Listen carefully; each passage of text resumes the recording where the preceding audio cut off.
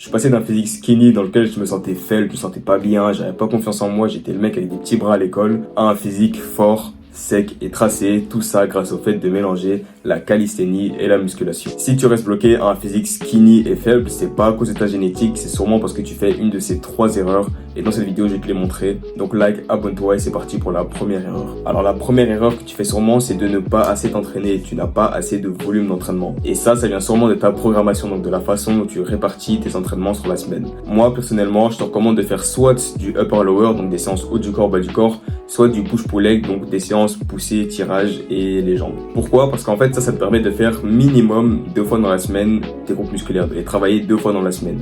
Et ça, c'est déjà bien quand tu fais de la musculation, mais c'est encore mieux, voire indispensable quand tu fais de la calisthénie. Parce que tes figures, tu vas pas pouvoir progresser dedans si tu les fais qu'une fois dans la semaine. C'est logique parce que c'est pas que de l'entraînement musculaire, c'est pas comme de la musculation où tu fais que de l'hypertrophie, tu as juste envie d'avoir des séries. C'est aussi de la technique que tu dois ancré dans ton cerveau, que tu dois retenir.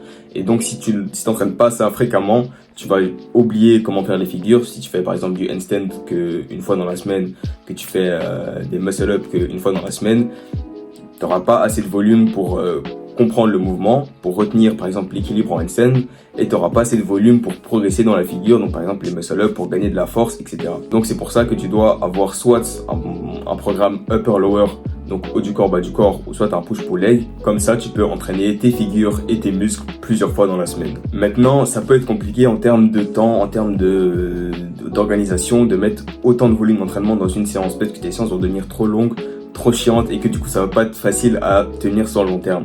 Et pour ça, j'ai une technique qui, moi, m'aide beaucoup à, faire tous les exercices que j'ai besoin dans une seule séance, à avoir tout le volume dont j'ai besoin. Et ça, c'est les supersets. Donc, les super séries en français, c'est mon stylé. En gros, c'est le fait d'enchaîner des séries de plusieurs exercices. Par exemple, tout simple, tu commences par faire une série de développé couché. Donc, tu fais ta série tranquillement. Tu prends 20-30 secondes de repos, voire 1 minute vraiment si tu t'es bien donné. Et puis, tu enchaînes directement avec une série d'un autre exercice du du tirage horizontal, tu vois. Et puis là, après, une fois que tu as fini ta série de tirage horizontal, là, tu fais ton vrai temps de repos et puis tu réenchaînes ce que tu viens de faire, tu vois. Ça te permet en fait de gagner beaucoup de temps dans ta séance parce que ton temps de repos, tu le réduis, mais tu es toujours aussi performant, tu vois. Mais peut-être que tu l'as remarqué dans l'exemple, c'est pas possible avec tous les exercices. Tu peux pas faire un superset avec du développé couché, puis de l'extension triceps. Parce que si tu fais ça, en fait, tu vas avoir des muscles trop fatigués pour la série que t'enchaînes après, tu vois. C'est pour ça qu'il faut le faire avec des muscles antagonistes, donc des muscles qui sont entre guillemets opposés, tu vois, des mouvements opposés. Dans cet exemple-là, c'est bien parce que tu le fais avec du développé couché et du tirage horizontal, qui sont littéralement 2 mouvements opposés. Tu pousses et tu tires. Ça c'est bien parce que quand tu pousses, tes muscles de tirage sont fatigués, mais ça pose pas de problème vu que tu pousses.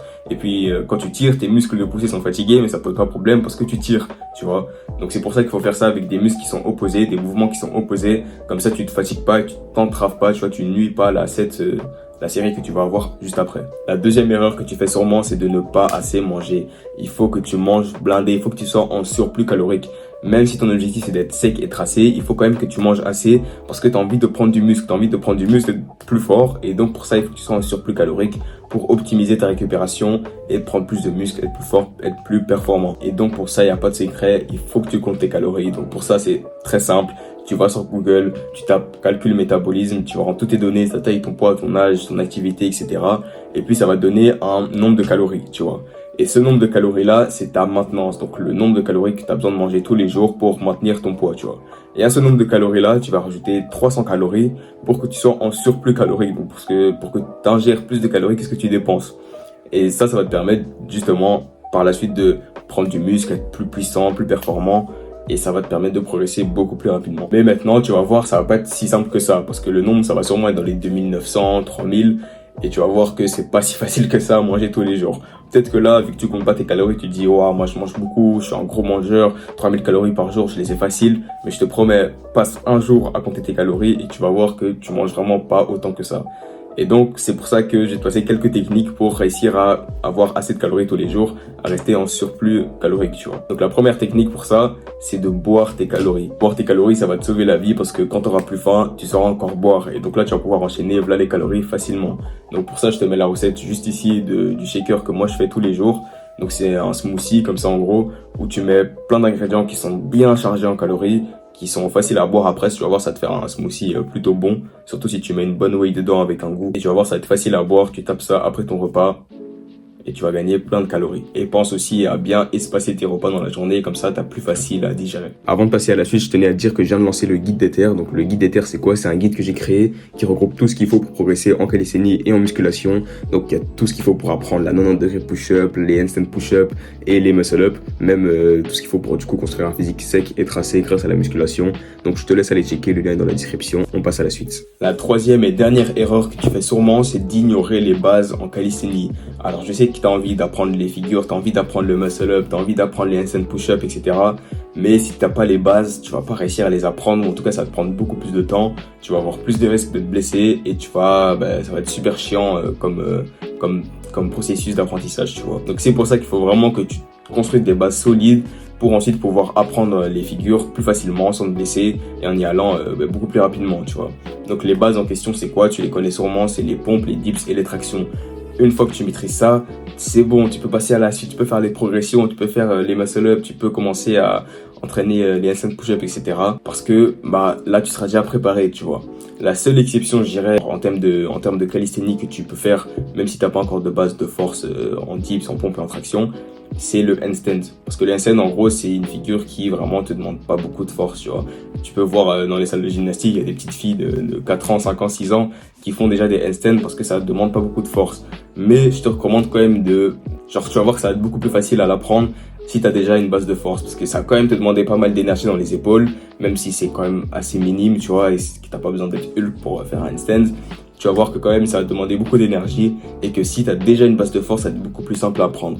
Donc pour l'instant, si tu débutes en calisthénie, que t'as pas encore 15 pompes, 15 dips et genre 10-12 tractions bien clean, bien explosif, priorise d'abord les bases. Et pour les bases, en fonction de ton niveau, tu vas devoir les entraîner différemment. Donc par exemple, si tu sais faire genre que 1 ou 2 tractions, tu vas pas entraîner les tractions de la même façon que le mec qui sait faire 8 tractions, tu vois. Parce que ton corps réagira différemment à différents types d'entraînement.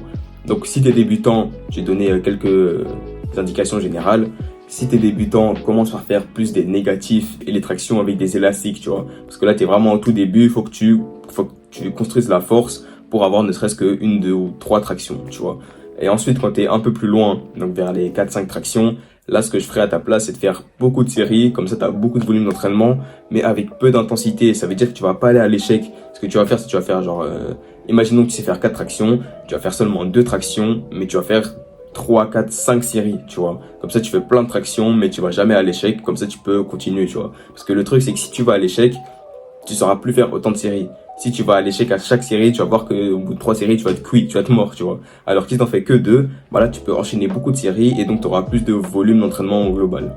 Et puis quand tu arrives vers les genre 7-8 tractions, là, tu peux commencer à aller jusqu'à l'échec et à faire 3 séries. Moi, c'est ce que j'ai fait quand j'avais mes 8 tractions, vraiment pile 8. Je me suis dit, ok, à partir de maintenant, à chaque début d'entraînement où j'entraîne le haut du corps, je vais faire 3 fois mon max de traction, 3 fois mon max de dips, etc. Comme ça, je progresse le plus rapidement possible et ça m'a bien aidé. C'est comme ça que je suis arrivé à des 15 tractions et tout, tu vois. Mon prime que j'ai fait dans ma vie, c'était 20 tractions, tu vois, d'affilée. Là, j'étais bien. Maintenant, je crois pas que je les ai, mais bon, il faudrait que je les réentraîne pour avoir les 20 d'affilée. Et puis après, une fois que t'es bon en traction, que t'es bon en dips et en pompe, là, tu peux commencer à faire toutes les figures que tu as envie de faire, tu vois. Et si d'ailleurs tu as envie que je te fasse des vidéos spécifiées sur les figures que tu as envie d'apprendre, mets le timecode dans le commentaire, donc le moment de la vidéo, les minutes.